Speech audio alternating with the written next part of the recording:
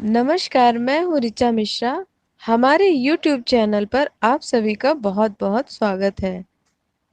शारदीय नवरात्रि की ढेर सारी शुभकामना। नवरात्रि के पावन दिनों में हम सभी को दुर्गा सप्तशती का पाठ अवश्य करना चाहिए। प्रत्येक अध्याय का अलग-अलग महत्व है और विशेषता भी है। नवरात्रि के पहले दिन पहला अध्याय, दूसरे दिन दूसरा और तीसरा अध्याय, तीसरे दिन चौथा अध्याय, चौथे दिन पांचवा, छठवां, सातवां और आठवां अध्याय, पांचवें दिन नौवां और 10वां अध्याय, छठे दिन 11वां अध्याय, सातवें दिन 12वां और 13वां अध्याय। श्री दुर्गा सप्तशती का दूसरा अध्याय, देवताओं के तेज से देवी का प्रादुर्भाव और महिषासुर की सेना का वध। आइए सुनते हैं। महर्षि मेधा बोले, प्राचीन काल में देवताओं और असुरों में पूरे 100 वर्षों तक घोर युद्ध हुआ था। उनमें असुरों का स्वामी महिषासुर था और देवराज इंद्र देवताओं के नायक थे। इस युद्ध में देवताओं की सेना परास्त हो गई थी और इस प्रकार संपूर्ण देवताओं की जीत महिषासुर इंद्र बन बैठा। युद्ध के पश्चात हारे हुए देवता प्रजापति श्री ब्रह्मा जी को साथ लेकर उस स्थान पर पहुँचे जहाँ पर कि भगवान शंकर विराजमान थे। देवताओं ने अपनी हार का सारा वृत्तांत भगवान श्री विष्णु और शंकर जी से कह सुनाया। वह कहने लगे, हे प्रभु, महिषासुर सूर्य, इंद्र, अग्नि, वायु, चंद्रमा, यम, वरुण तथा अन्य देवताओं के सब अधिकार छीनकर सबका युद्धदाता स्वयं बन बैठा है। उसने समस्त देवताओं को स्वर्ग से निकाल दिया। वह मनुष्य की तरह पृथ्वी पर विचर रहे हैं। दैत्यों की सारी करतूत हमने आपको सुना दी है और आपकी शरण में इसलिए आए हैं कि आप उनके वध का कोई उपाय सोचें। देवताओं की बातें सुनकर भगवान श्री विष्णु और शंकर जी को दैत्यों पर बड़ा गुस्सा आया। उनकी भौहें तन गई और आंखें लाल हो गई। गुस्से में भरे हुए भगवान विष्णु के मुख से बड़ा भारी तेज निकला और उसी प्रकार का तेज भगवान शंकर, ब्रह्मा और इंद्र आदि दूसरे देवताओं के मुख पर प्रकट हुआ। फिर वह सारा तेज एक में मिल गया और तेज का पुंज वह ऐसे दिखता था जैसे कि जाज्वल्यमान पर्वत हो। देवताओं ने देखा कि उस पर्वत की ज्वाला चारों ओर फैली हुई थी और देवताओं के शरीर से प्रकट हुए तेज की किसी अन्य तेज से तुलना नहीं हो सकती थी। एक स्थान पर इकट्ठा होने पर वह तेज के एक देवी के रूप में परिवर्तित हो गया और अपने प्रकाश से तीनों लोकों में व्याप्त जाना पड़ा। वह भगवान शंकर का तेज था। उससे देवी का मुख प्रकट हुआ। यमराज के तेज से उसके सिर के बाल बने। भगवान श्री विष्णु के तेज से उसकी भुजाएं बनी।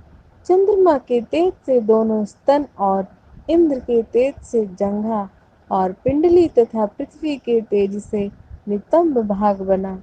ब्रह्मा के तेज से दोनों चरण और सूर्य के तेज से उनकी अंगुलियां पैदा हुई और वसुओं के तेज से हाथों की अंगुलियां एवं कुबेर के तेज से नासिका बनी।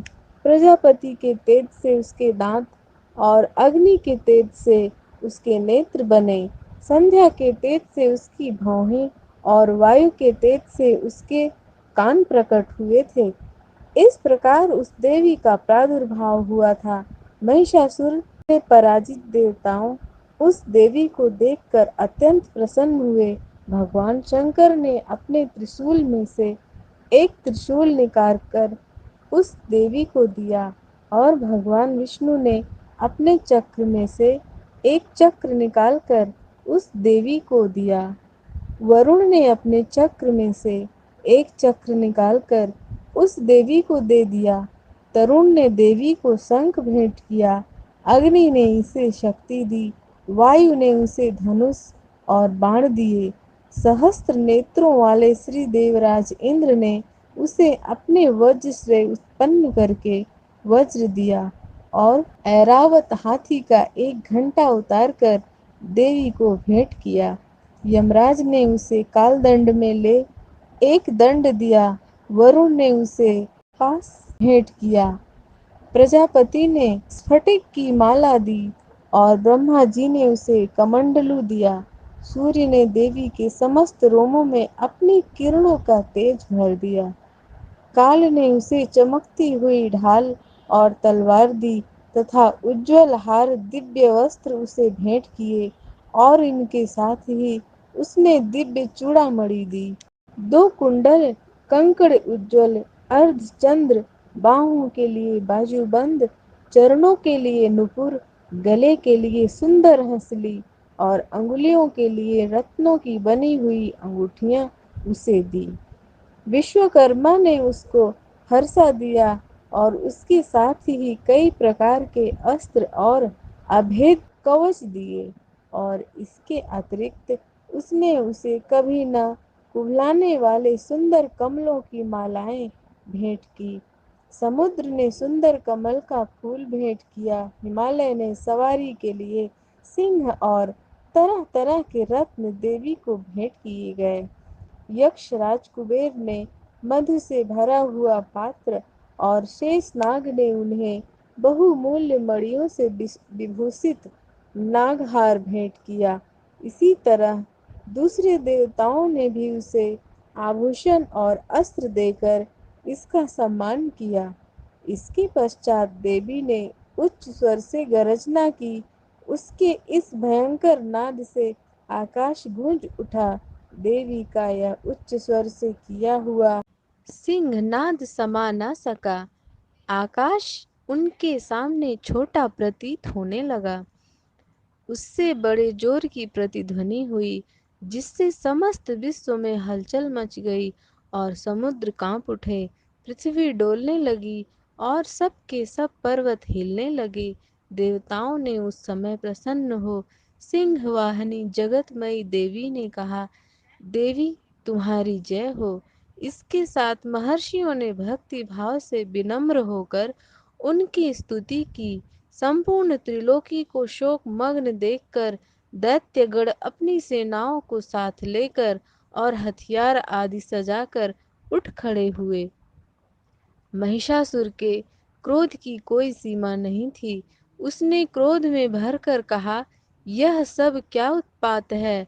फिर वह अपनी सेना के साथ उस ओर दौड़ा जिस ओर से भयंकर नाद का शब्द सुनाई दिया था और आगे पहुंचकर उसने देवी को देखा, जो कि अपनी प्रभा से तीनों लोकों को प्रकाशित कर रही थी। उनके चरणों के भार से पृथ्वी दबी जा रही थी। माथे के मुकुट से आकाश में एक रेखा सी बन रही थी और उसके धनुष की टंकोर से सब लोग क्षुब्ध हो रहे थे। देवी अपने सहस्त्रों भुजाओं को संपूर्ण दिशाओं में फैलाए खड़ी थी। इसके पश्चात उनका दैत्यों के साथ युद्ध छिड़ गया और कई प्रकार के अस्त्र शस्त्रों से सब की सब दिशाएं उद्भाषित होने लगी। महिषासुर की सेनापति का सेनापति चिच्छुर नामक एक महान असुर था। वह आगे बढ़कर देवी के साथ युद्ध करने लगा और दूसरे दैत्यों को चतुरंगिणी सेना के साथ लेकर चामर भी लड़ने लगे और 60,000 महारथियों को साथ लेकर उदग्र नामक महादैत्य आकर युद्ध करने लगा और महाहनु नामक असुर 1 करोड़ रथियों के साथ असीलोमा नामक असुर 5 करोड़ सैनिकों को साथ लेकर युद्ध करने लगा। वाशिकल नामक असुर 60 लाख असुरों के साथ युद्ध में आ डटा। विडाल नामक असुर 1 करोड़ रथियों सहित लड़ने को तैयार था। इन सबके अतिरिक्त और भी हजारों असुर हाथी और घोड़ा के साथ लेकर लड़ने लगे और इन सबके पश्चात महिषासुर करोड़ों रथों, हाथियों और घोड़ों सहित वहां आकर देवी के साथ लड़ने लगा। सभी असुर तोमर, भिंदीपाल, शक्ति, मूसल, खंडकों, फरसों, पट्टियों के साथ रणभूमि में देवी के साथ युद्ध करने लगे। कई शक्तियां फेंकने लगे और कई अन्य शस्त्रादि। इसके पश्चात सब के सब दैत्य अपनी अपनी तलवारें हाथों में लेकर देवी की ओर दौड़े और उसे मार डालने का उद्योग करने लगे। मगर देवी ने क्रोध में भरकर खेल ही खेल में उनके सब अस्त्रों शस्त्रों को काट दिया। इसके पश्चात ऋषियों और देवताओं ने देवी की स्तुति आरंभ कर दी और वह प्रसन्न होकर असुरों के शरीरों पर अस्त्रों की वर्षा करने लगी। देवी का वाहन भी क्रोध में भरकर दैत्य सेना में इस प्रकार विचरने लगा जैसा कि वन में दावानल फैल रहा हो। युद्ध करती हुई देवी ने क्रोध में भर जितने श्वासों को छोड़ा वह तुरंत ही सैकड़ों हजारों गणों के रूप में परिवर्तित हो गए। फरसे, भिंदीपाल, खड्ग तथा पट्टिसिया इत्यादि अस्त्रों के साथ दैत्यों से युद्ध करने लगी। देवी की शक्ति से बढ़े हुए वह गण दैत्यों का नाश करते हुए ढोल, शंख व मृदंग आदि बजा रहे थे। तदंतर देवी ने त्रिशूल, गदा, शक्ति, खड्ग इत्यादि सहस्त्रों से असुरों को मार डाला। कितनों को घंटे की भयंकर आवाज से ही हम लोग पहुंचा दिया। कितने ही असुरों को उसने पास में बांधकर पृथ्वी पर घसीट घसीट कर कितनों को अपनी तलवार से टुकड़े टुकड़े कर दिए और कितनों की गदा की चोट से धरती पर सुला दिया। कई दैत्य मूसल की मार से घायल होकर रक्त वमन करने लगे और कई शूल से छाती फट जाने के कारण पृथ्वी पर लेट गए और कितनों की बाढ़ वर्षा से कमर टूट गई। देवताओं को पीड़ा देने वाले दैत्य कट कट के मरने लगे। कितनों की बाहें अलग हो गईं, ग्रीवाएं कट गईं, सिर कट गए, भूमि पर लुढ़क गए और कितनों के शरीर बीच में से कट गए। कितनों की जंघाएं कट गई, वह पृथ्वी पर गिर पड़े। कितने ही सिरों व पैरों के कटने पर भूमि पर से उठ खड़े हुए और शस्त्र हाथ में लेकर देवी से लड़ने लगे। और कई दैत्यगण भूमि में बाजों की ध्वनि के साथ नाच रहे थे। कई असुर जिनके सिर कट चुके थे बिना सिर के धड़ से ही हाथ में शस्त्र लिए हुए लड़ रहे थे। और इस तरह देवी ने असुरों की विशाल सेना को क्षण भर में इस तरह से नष्ट कर डाला जैसे तृणकाष्ठ के बड़े समूह को अग्नि नष्ट कर डालती है। और देवी का सिंह भी गर्दन के बालों को हिलाता हुआ और बड़ा शब्द करता हुआ असुरों के शरीरों से मानो उनके प्राणों को ढूंढ रहा था।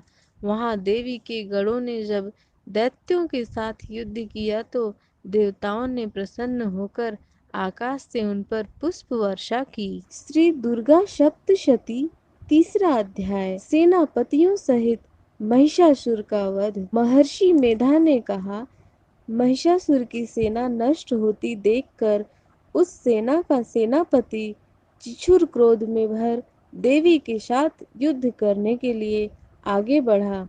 वह देवी पर इस प्रकार बाणों की वर्षा करने लगा मानो सिमेरु पर्वत पानी की धार बरस रहा हो।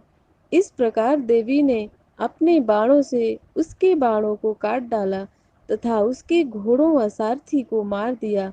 साथ ही उसके धनुष और उसकी अत्यंत ऊंची ध्वजा को भी काटकर नीचे गिरा दिया। धनुष, घोड़ों और सारथी के नष्ट हो जाने पर वह असुर ढाल और तलवार लेकर देवी की तरफ आया। उसने अपनी तीक्ष्ण धार वाली तलवार से देवी के सिंह के मस्तक पर प्रहार किया और बड़े वेग से देवी की बाईं भुजा पर वार किया। किंतु देवी की बाईं भुजा को छूते ही उस दैत्य की तलवार टूटकर दो टुकड़े हो गई। इससे दैत्य ने क्रोध में भरकर शूल हाथ में लिया और उसे भद्रकाली देवी की ओर फेंका। देवी की ओर आता हुआ वह शूल आकाश से गिरते हुए सूर्य के समान प्रज्वलित हो उठा। उस शूल को अपनी ओर आते हुए देखकर देवी ने भी शूल छोड़ा और महाअसुर के शूल के 100 टुकड़े कर दिए और साथ ही महाअसुर के प्राण भी हर लिए। देखा कि देवी ने मेरी सेना को नष्ट कर दिया है, तो वह भैंसे का रूप धारण कर देवी के गढ़ों को दुख देने लगा। देवी के सिंह को मारने के लिए दौड़ा। इस तरह क्रोध में भरे हुए राक्षस को देखकर चंडिका को भी क्रोध आ गया। क्रोध में भरी हुई देवी बारंबार उत्तम मधु का पान करने लगी और लाल लाल नेत्र करके हंसने लगी। महर्षि मेधा ने कहा, देवी उछलकर उस दैत्य पर जा चढ़ी और उसको अपने पैर से दबाकर शूल से उसके गले पर आघात किया। देवी के पैर से दबने पर भी दैत्य अपने दूसरे रूप से अपने मुख से बाहर होने लगा। अभी वह आधा ही बाहर निकला था कि देवी ने अपने प्रभाव से उसे रोक दिया। जब वह आधा निकला हुआ ही दैत्य युद्ध करने लगा तो देवी ने अपनी तलवार से उसका सिर काट दिया। इसके पश्चात सारी राक्षस सेना हाहाकार करती हुई वहां से भाग खड़ी हुई और सब देवता अत्यंत प्रसन्न हुए, देवी की स्तुति करने लगे, गंधर्व राजगान करने लगे तथा अप्सराएं नृत्य करने लगी।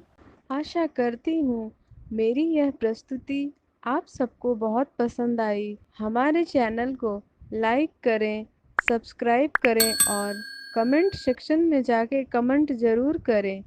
जय माता दी।